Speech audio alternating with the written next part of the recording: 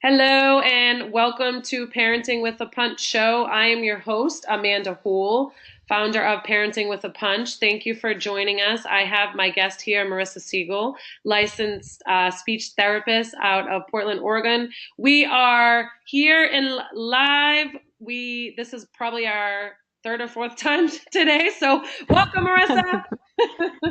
Thank you so much. I'm so glad that we're finally able to chat. Yes, absolutely. Thank you for coming on and for being patient and for our viewers to finally get a chance to tune into our show. So, thank you.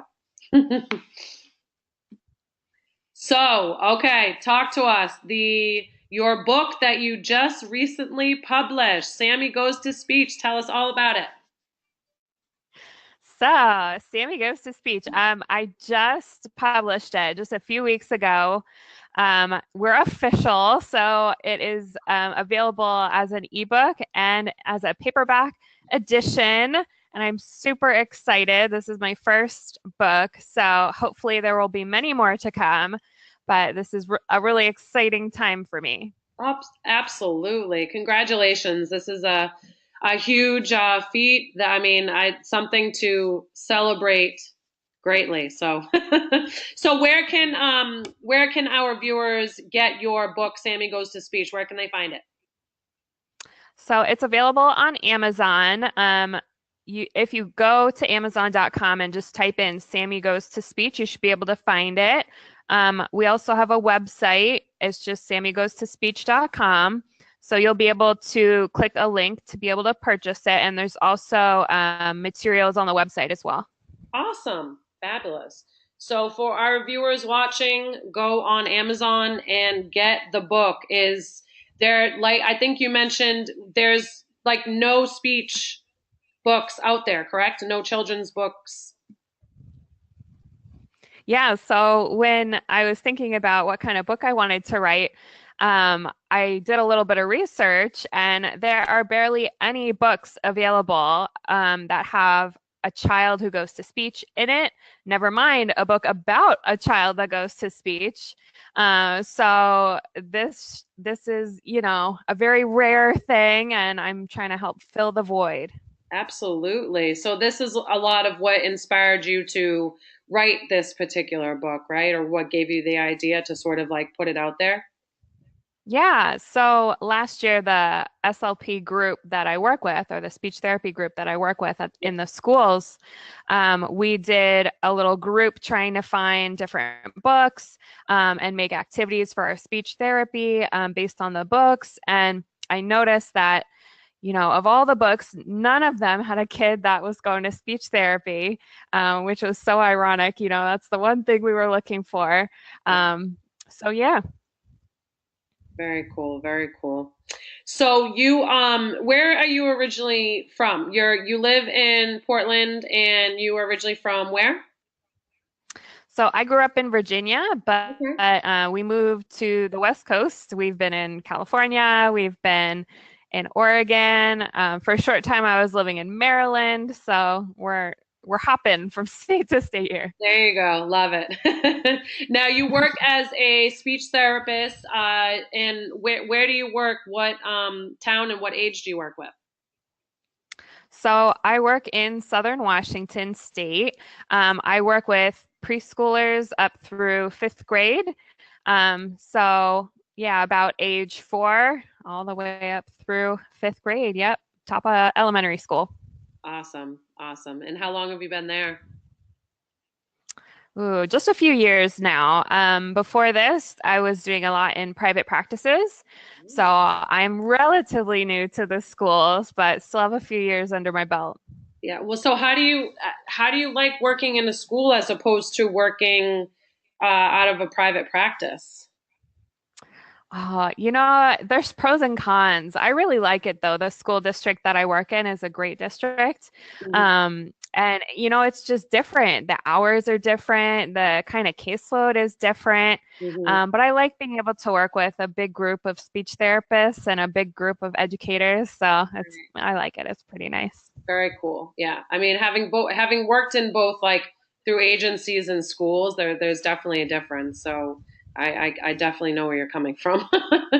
um, so when it comes to speech development, is there a specific age that parents should sort of start looking into getting services, or and this is kind of going to like two questions, or this and as well as the signs that they should look for when looking into speech services. Sure, good questions. And I get this all the time. So I'm glad that you asked it. So, as a speech therapist, we know number one, early intervention is the best. You have the best prognosis and the best outcomes the earlier the therapy starts if you need it. So, hopefully, by age 2 or 3, you're noticing if there is a delay or a concern. Hopefully, you can bring them in to your pediatrician or to a licensed speech therapist and get it checked out, whether that be by a screening or an evaluation. It's a good thing to do. So trust your gut, bring them in if you have any concerns, but definitely the earlier the better by age 2 or 3, yeah, for sure. Okay. Now, what are some of the signs that parents should look for? I mean, of course, there's developmental milestones, but for parents that don't know their, children's milestones, what should they look for in terms of like being delayed in their speech? Sure. So there's, especially early on, there's some pretty easy milestones to look for. So by about age 1, you want to make sure that your child is saying their first words, and you should see them babbling back and forth, maybe even some made-up words. Mm-hmm. And by about age 2, you want to see them being able to put a couple words together, if not more. Also, by age 2, you want them to have around 50 words. If they're not getting about 50 words out to you, then there should be a little concern there. And then by about age 3, you want even more words and about putting 3 words together. And that's the language side of things. You also want to kind of pay attention to the sounds that they're making. Hopefully, they're making a variety of different consonant and vowel sounds. Mm-hmm. And then, there's other things to look for too, like the social aspect. Are they able to do activities with you together, have their attention joined on the same thing, that joint attention piece? Do they have conversation skills? Are they starting to play with the other kids? Mm-hmm. Lots to look for. Right. No, absolutely. So when with the conversation piece, so like the reciprocal communication, Mm-hmm. do you find that kiddos that struggle with some of these developmental milestones that they typically end up with speech services? Like, are they getting a variety of support in congruence with speech therapy, as far as maybe one-to-one or maybe even behavioral therapy or any sort of other specializations? Yeah, so definitely, the kids that I work with in the schools, we have physical therapists, occupational therapists, behavioral therapists. There's lots of different supports that kids can get, but it's definitely on an individual basis. Mm-hmm. Some kids will only need speech therapy. Some kids need a variety of different therapies and supports. Yeah. It just depends on their diagnosis and how much support they need, but there's definitely a lot available.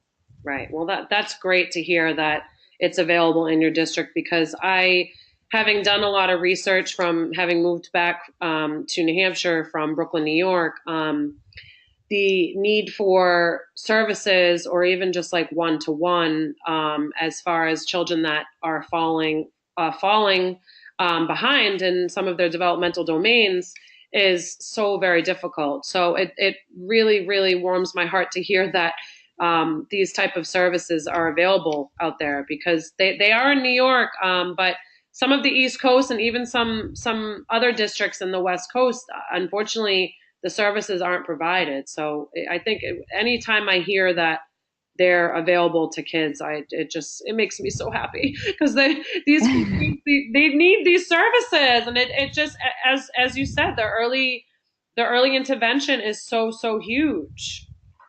hmm And I do want to say, if you're concerned about services or don't know where to look, you can always get in touch with the schools in your area, and they should be able to hook you up with some different services or point you to where you can look for different supports. The schools are usually pretty good about being able to provide that information in all the different areas. Right. Okay. Very cool. Well, good to know for our parents that are watching, and especially for those that tune in locally by you, or even in the district that you work in. So very, very cool. So my next question, as far as, so you mentioned the sounds, certain sounds that children should make by a certain age. Could you just give us an example of what some of those sounds that, or I guess letters that they should know? Um, Sure. So, pretty early on, there's a set of sounds that kids develop in the English language. Every kid is different, and especially with different dialects, there's differences. But some of the earliest ones could be the sounds for the P, B, M, N, and W. Those are usually the earliest developing ones. You typically see kids babble with those if they're typically developing pretty early on, ages 1 and 2. mhm. But then once they get towards age 3 and age 4, you might see more sounds develop, like the K sound, the G sound. And there's other ones as well, like the T, D, and F sounds. Those are pretty early developing. Okay. But, don't be too concerned if your child can't say like an R or a TH and they're still only 2 or 3. Those tend to be a little bit later developing. So, there's a different timeline for the different sounds, and definitely quite the range with the ages that kids develop these. But if you're interested, there are some good resources on milestones, especially for articulation and language Okay. online. Just make sure that the sites you're looking at are research based for Right. sure. Yeah. No, absolutely. Um, Now, what are your thoughts on echolalia as far as children, repeating what you say, and if parents are seeing some of this, like what are some of the signs or concerns that they should have if they are hearing this from their children? Good question.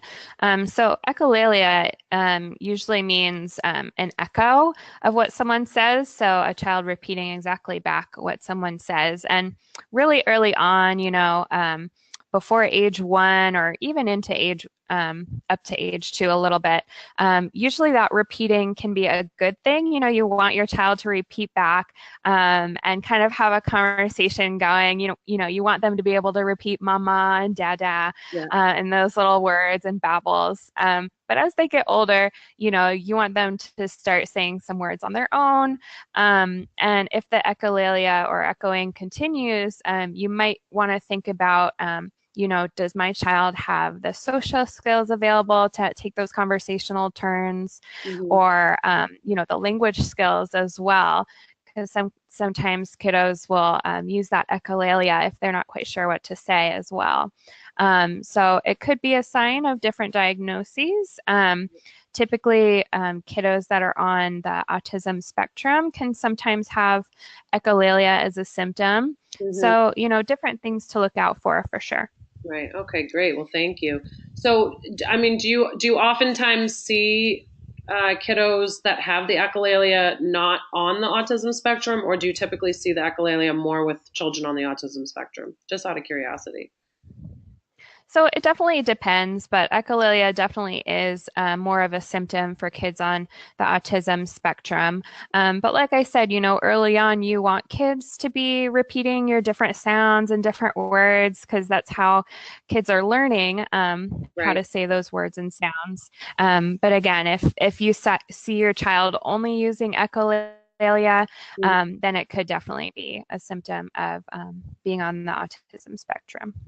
Okay, cool. Thank you so much for that. Mhm. um, Sure. and then also the the social cue piece, as far as like during your sessions and working with your children. Now, do you do group sessions as well um, for kiddos that may be a bit more higher functioning, I guess, if you will, or maybe have more language? Um, or do you find that most benefit from just the one-to-one support with you? It depends. So in a school setting, sometimes there are individual sessions, but more often than not, there are group sessions, Mhm. depending on a child's need and especially, where they're at in their therapy. Um, but also, it depends. So, like right now, I have a few students in mind that actually really prefer going in a group Mhm. rather than one-on-one, just because they like to see, see their friends and have that peer model to help them along. Mhm. But some kids definitely do need that one-to-one a little bit more. And sometimes speech therapists are able to do that in schools, depending on their caseload and what their schedules look like. Mhm. And sometimes not. Sometimes groups uh, throughout the day are a little bit more of their reality. It just goes. But then again, if a child is in private speech therapy, that could look really different. And it would probably be more of a one-to-one situation there. Okay. Now, and I'm sure you probably get this question a lot, but do you have parents often asking you how long they can expect their child to be in speech, or what it looks like for their child? All the time, all the time. Especially, if the child is first starting out in speech. Obviously it's good to have questions and Mhm. think about these things. And, I wish I had a crystal ball to tell me exactly how long Right. speech would take for different kids. But I mean, there's different prognosis indicators, like, is the speech concern relatively mild? Right. Then maybe it won't take quite as long. But if a speech concern is a little bit more severe, maybe it'll take longer. But it depends on the individual and how motivated they are.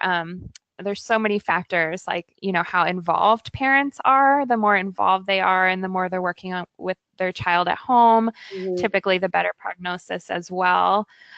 So parents do have the power in this situation as well, to make therapy go a little bit quicker. But like I said before, it definitely does depend on the individual child. Yeah. Okay. Well, I mean, that of course makes sense, and I think it's just hard for parents to sort of wrap their heads around it sometimes, and it's naturally can be overwhelming and frustrating for them, and scary, for that, and to wonder where their child will fall developmentally, with their peers. So I think collaborating with speech therapists when I was living in New York was such a huge piece of, all working together as a team. So it's an important piece to get that support. So with the I know you just mentioned about the parent support in the home, or is a lot of it you giving the parents homework or quote unquote like activities to do, or maybe worksheets that the parents are given to be able to carry over, working on maybe some of the sounds and such with the kiddos at home? hmm So that kind of depends on the child's age to Yeah. me.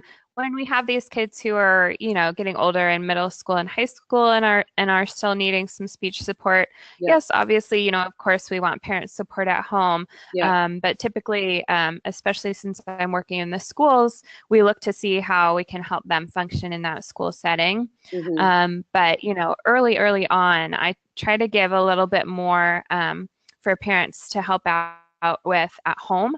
So especially, I'm remembering back to when I was in private practice working with those little ones, ages, 2, 3, and 4. Hmm. Lots of times we would have the parents come into the therapy room, and it would be more of a collaborative therapy session rather than just the speech therapist working with the child, we show the parent how they can work with their child and kind of brainstorm some different things that they can do at home. And of course, depending on what works for the parent, sometimes, they like those worksheets or they like having specific activities, or, a stack of materials that they can take back and forth. It just depends on what kind of home situation there is, and what's available in that speech therapy setting. Okay. No, that makes sense. So very cool. So I think my last question, what would you suggest for parents that have some concerns for their children and needing speech therapy? What would be the one thing that you would or probably say often to them to sort of put them at ease, or to look into getting a speech therapist? Like, what would be your biggest word of advice for them? So definitely trust your gut. If you're a parent that has a child and you're starting to get an inkling, well, maybe there's a speech or language concern, talk with your pediatrician or talk with a speech therapist, and see, what they think. Maybe they suggest a screening, or maybe they could suggest an evaluation. And it never hurts to get those things done. And, especially since sometimes different settings have wait lists, it's always good to kind of be proactive and check things out.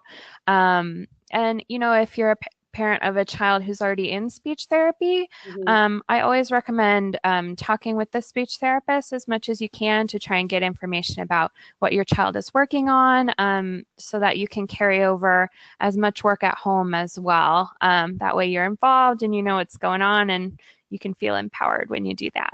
Absolutely. That is excellent advice. So I think a lot of parents will appreciate that. And I'm hoping for anyone that tunes into this episode that resonates with them, and that they feel comfortable to be able to take that step to reach out and get their child support, because it takes a village. It takes a For village. sure.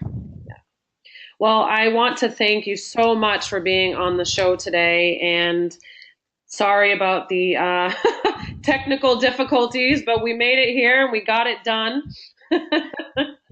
We did, things happen, but I'm just glad that we were able to chat today. Thank you. Absolutely. Well, thank you. So again, go to Amazon, Sammy Goes to Speech, to get Marissa's book. You don't want to miss out on this one. So thank you all for tuning in. You can catch Parenting with a Punch next week with our guest, Mama Ladder. So I look forward to seeing you all then. Have a good day, everybody. Bye-bye.